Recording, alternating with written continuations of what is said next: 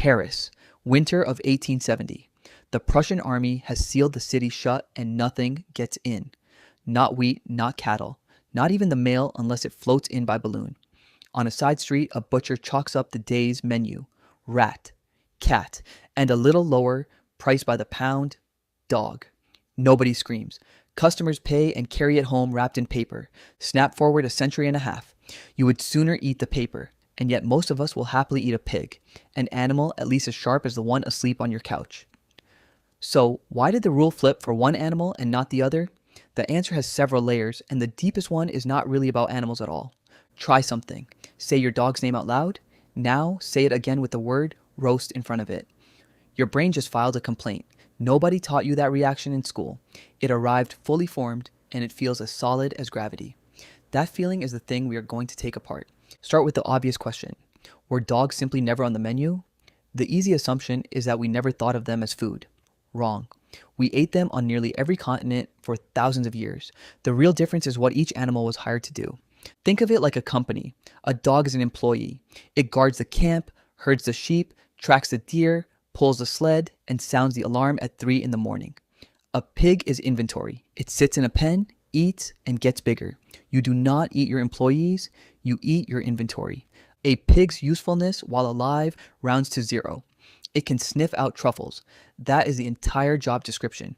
Dogs, meanwhile, were so valuable alive that ancient Egyptians mummified them and buried them beside their owners. Pigs got a far less ceremonial send-off. But a job explains why we kept dogs close. It does not explain why eating them became unthinkable instead of merely unusual. For that, you have to look at the dinner bill. Why does it cost so much more to raise a dog for meat? The intuitive answer is that meat is meat, so a pound of dog should cost about what a pound of pork costs. Not close. A pig is an omnivore with a cast iron stomach. It eats acorns, roots, kitchen scraps, spoiled grain, and several things we will not list. Modern pigs turn roughly 3 pounds of feed into 1 pound of body weight. A sow can have 10 or more piglets in a single litter, twice a year. Those piglets reach market weight in about 6 months. One productive sow can put more than 20 piglets on the ground in a year. 20. That is a whole herd from one animal. Pigs are essentially the only livestock that will eat your leftovers and then become your leftovers. A dog runs on different fuel. Dogs can digest some starch, but they thrive on meat. So to raise a dog for meat, you feed it meat. You are spending steak to produce a smaller amount of dog. It is a restaurant that loses money on every plate. Smaller litters, slower growth, and a body built for running rather than for lying around getting heavy. Every pound of pig is a bargain. Every pound of dog is a loss. So the accountant picks the pig every single time. But accountants cannot explain why the dog ended up in our beds. Something much older was going on. Why did one of these animals get into the house? The assumption is that we tamed dogs because they were useful. End of story. The real story runs deeper. Dogs were domesticated long before pigs. Most estimates put dogs at least 15,000 years ago, and some researchers argue for much earlier. The science is still arguing, loudly, about exactly where and when.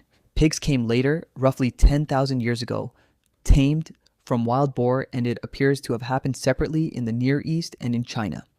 Here is the strange part. Dogs change their bodies to fit us. A dog will follow a pointing finger, a skill that chimpanzees, our closest relatives, mostly struggle with. Dogs even evolved a small muscle above the eye that wolves barely have, and its main job is making that face. You know the face, it works on you every time. Stare into a dog's eyes and both of you get a rise in oxytocin, the same bonding hormone that ties parents to babies. Japanese researchers measured this about a decade ago. Pigs can be social and affectionate too, but they never got tens of thousands of years of practice reading our faces across a campfire. The dog is the employee who ended up in the family photo. That explains the bond. It does not explain why pork is forbidden for billions of people while dog is forbidden for billions of others. Rules like that are not written by hormones. So, who decides which animal is clean? The lazy assumption is that the rules are random. They are not random. They are local. Judaism and Islam both forbid pork, and the book of Leviticus puts it plainly: the pig has a split hoof but does not chew the cud. The anthropologist Marvin Harris argued in the 1970s that this rule made practical sense in a hot, dry region. Pigs need shade and water, and they compete with people for grain. Sheep and goats turn scrub nobody wants into milk and meat. Not everyone buys Harris. Plenty of scholars think the rule is more about identity than irrigation. A way of saying who we are by what we refuse. So file that under strong theory. Not closed case. What nobody disputes is the scale. Roughly a quarter of the people alive today follow a rule that says no pork. In other places, for most of history, a dog was a perfectly ordinary dinner. Stand back far enough, and the whole planet looks like one giant disagreement about the same two animals. Which brings us to the part that has nothing to do with the animal. It is about the story you tell yourself before the first bite. Now, why does not eating dogs feel like a moral fact instead of a habit? The assumption is that we spare dogs because they are smart, and we know it. But pigs are smart too. In laboratory tests, pigs have learned to move a cursor with a joystick, they solve mazes, remember where food is hidden, and form lasting friendships. If intelligence were the rule, bacon would be the scandal. Researchers call this gap the meat paradox. In studies, when people are told an animal is about to be eaten, they immediately rate it as less able to think and feel. The mind shrinks to fit the plate. We do not avoid eating the things we love, we avoid loving the things we eat. The psychologist Hal Herzog wrote an entire book about it, with a title that sums it up. Some we love, some we hate, some we eat. Consider this. One of the most beloved children's books ever written is about a pig escaping exactly that fate. Millions of kids have read it at the kitchen table, next to a ham sandwich. Nobody's head exploded. That is not hypocrisy. That is the category doing its job. And once you see the category, the exceptions stop looking like exceptions. South Korea passed a law in 2024 to end the dog meat trade with a grace period until 2027. The practice had been fading for years before any vote. The main reason was simple. More Koreans had a dog asleep on the couch. Notice what killed the tradition. Not a new argument, a new roommate. Paris tells the same story in reverse. When the siege lifted, dog vanished from the chalkboard within weeks. The animal had not changed. The job had. And watch what happens when a pig gets the dog's job. People who raise a pig inside the house very often stop eating pork entirely. The pig moved categories, and the appetite followed it out the door. Every exception points the same direction. Where dogs are still eaten, they are usually raised apart from pet dogs, in a separate category with a separate name. Where pigs are loved, they stop being food. The rule was never about the species, it was about the relationship. Now try pulling out any single reason and see what happens.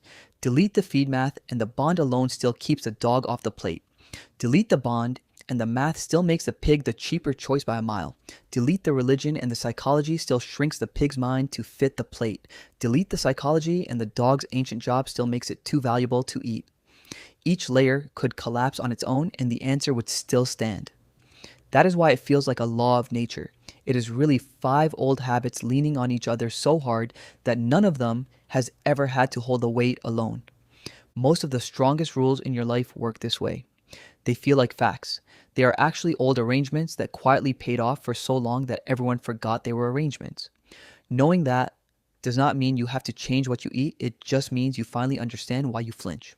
Somewhere in Paris, a butcher once chalked the word dog on a board, and the first rain after the siege washed it away.